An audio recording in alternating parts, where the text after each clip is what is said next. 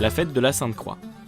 Dans sa première lettre aux Corinthiens, saint Paul écrit « Célébrons donc notre fête, non pas avec du pain contenant le vieux levain, le levain du péché et de l'immoralité, mais avec du pain sans levain, le pain de la pureté et de la vérité. » Saint Jean Chrysostome commente ce passage en disant que saint Paul désire en fait que nous célébrions la croix, puisque le Christ a été sacrifié comme notre agneau pascal.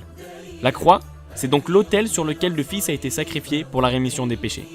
C'est en fait le sacrifice dont l'arôme a été accepté par le Père au nom de l'humanité. Les péchés de l'humanité ont donc été pardonnés à travers le sacrifice de la croix.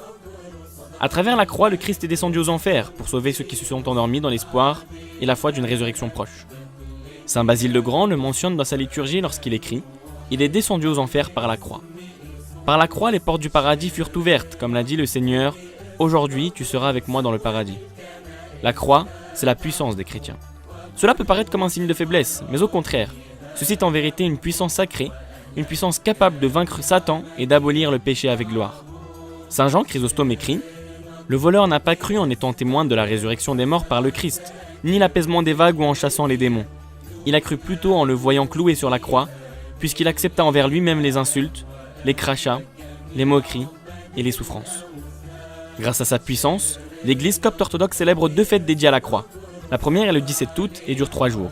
La seconde, le 10 Baramhat, et dure un seul jour uniquement. Le 17 août, l'Église commémore la découverte de la Sainte Croix par la reine Hélène, la mère de l'empereur Constantin.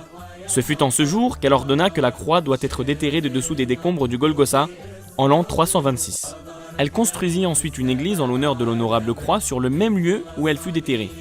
Cette église est le Saint-Sépulcre de Jérusalem, et jusqu'aujourd'hui, les chrétiens effectuent un pèlerinage en ce lieu chaque année tel qu'ils le font lors de la Pâque célébrant la résurrection. La célébration du 10 Baramhat commémore l'apparition de la Sainte Croix durant le règne de l'empereur Hercule.